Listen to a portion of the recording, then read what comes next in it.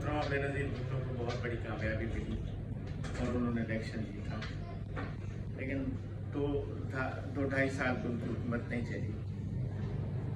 या इवन 1958 से लेके आज तक हिस्ट्री देखें तो पाकिस्तान में हुकूमतें चलाने वाली कुव्वतें तो सियासतदान रहे ही नहीं हैं।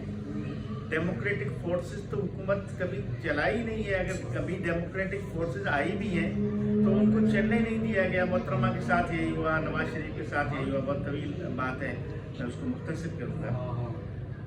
अब क्या हुआ?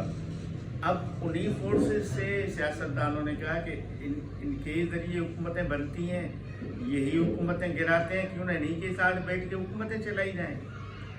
अब वो कुव्वतें जो हैं बेसिकली, आपने फार्म 47 की भी बात की, किसी भी तरह वही जितवाते हैं, वही हुकूमत बनवाते हैं, वही 5-5 साल के लिए एक्सटेंशन ले लेते हैं, कानून बना के एक्सटेंशन ले लेते हैं। असल जो कहानी है पाकिस्तान की, आपकी बातों से तो ऐसे लग रहा है कि अल्टीमेटली या तो ये मुल्क टूट जाएगा।